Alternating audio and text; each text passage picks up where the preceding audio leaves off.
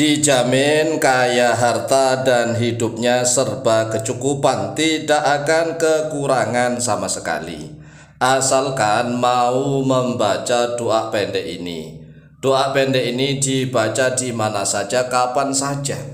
Maka disitulah menjadi penyebab Allah Azza wa Jalla menjadikan daerahnya, tempatnya adalah sebagai sumber penghidupan baginya.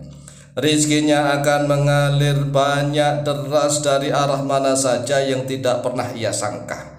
Tetapi dengan syarat, asalkan dia mau mengamalkan doa ini secara istiqomah. Karena siapapun nih hamba Allah yang mau berdoa, memohon, meminta kepada Allah, maka Allah pasti memberikannya. Hanya saja manusia ini malas berdoa, malas meminta kepada Allah, lebih mengandalkan fikirannya. Padahal fikiran itu kadang-kadang justru malah menjauhkan kita dari Allah. Coba kita renungkan nih, hamba-hamba Allah yang soleh, yang senantiasa berdoa memohon kepada Allah itu mampu mengubah keadaan. Ingat kisah para nabi, para rasul, nggak usah jauh-jauh para nabi dan rasul lah. Kita turunkan kisahnya para wali saja. Kisahnya para wali itu hidup di mana saja, dia bisa mendapatkan rizki yang banyak melimpah ruah dari arah mana saja. Walaupun toh daerahnya dulu ini daerah yang gersang, yang tandus, yang sulit mendapatkan rizki, tetapi karena dia sering berdoa memohon kepada Allah dengan konsisten, maka daerah tersebut berubah menjadi daerah yang diberkahi oleh Allah, mengalir deras rizkinya dari arah mana saja.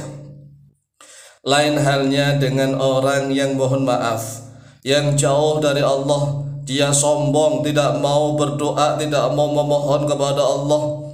Dia lebih suka menuruti hawa nafsunya dan pikirannya belaka. Kemudian dia mengejar-ngejar daerah-daerah yang dianggap sebagai daerah yang subur, yang makmur, yang banyak rezekinya. Tetapi kenyataannya setelah dia lari ke sana, hijrah ke sana, merantau ke sana, di sana pun dia hidupnya sulit dan susah. Inilah menjadikan terombang-ambingnya kehidupan.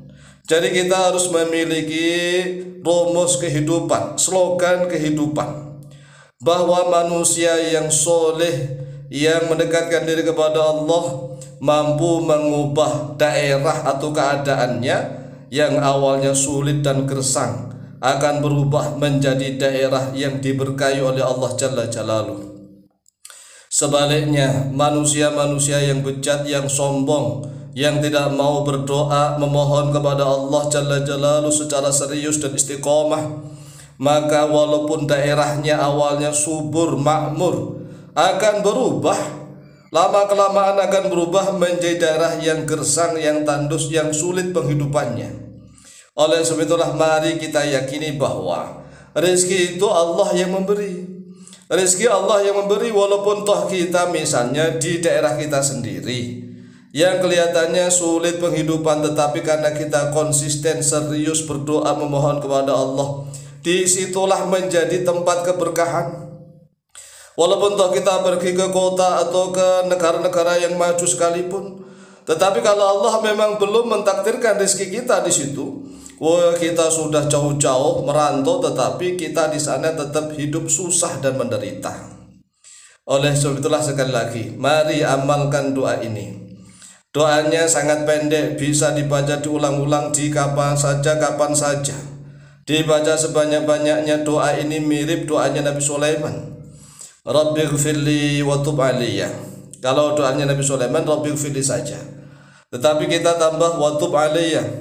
Rabbighfirli wa tub aliyya. Wa habli amwalan katsiratan thayyibatan mubarakatan bighairi hisabin min haitsu la ahtasibu innaka antal wahhab. Rabbighfirli wa tub aliyya wa habli amwalan katsiratan thayyibatan mubarakatan bighairi hisabin min haitsu la ahtasib innaka antal wahhab.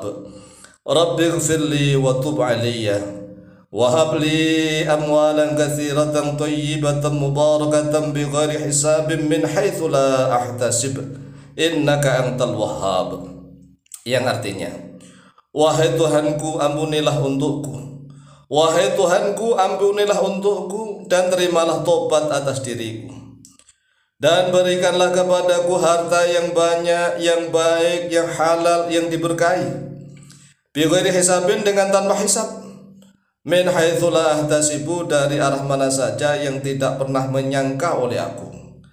Innaka antal wahhab, sesungguhnya engkau yaitu zat yang maha pemberi. Rabbighfirli wa tub alayya wa habli amwalan katsiratan thayyibatan mubarakatan bighairi hisabin min haitsu la ahtasib. Innaka antal wahhab. Rabbighfirli wa tub alayya wa habli amwalan katsiratan thayyibatan mubarakatan bighairi hisabin min haitsu la ahtasib.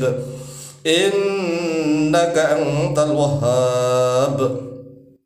Nah, doa ini dibaca kapan saja, di mana saja. Artinya boleh dibaca di dalam sholat, boleh dibaca di dalam sujud, boleh dibaca di luar sholat, dan lebih bagusnya nih, kita menyediakan waktu khusus, tempat khusus yang sepi. Kemudian kita baca doa ini berulang-ulang, seperti orang yang sedang semedi, seperti orang yang sedang bertapa.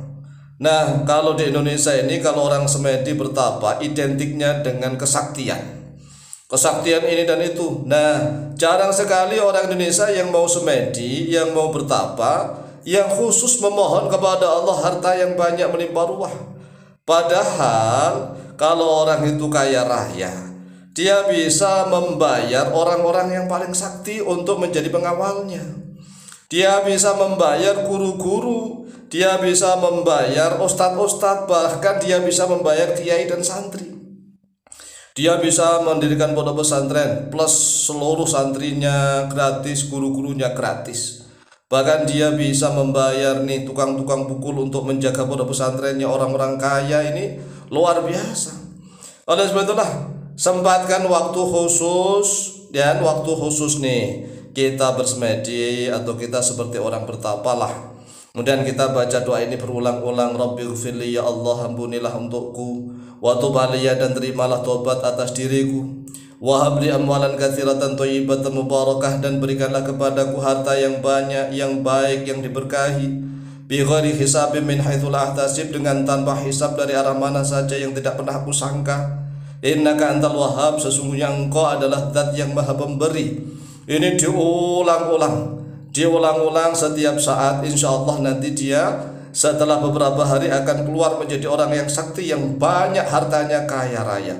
Demikian, silakan diamalkan, insya Allah mustajabah biidznillah. Wallahu ta'ala a'lamu bishawab.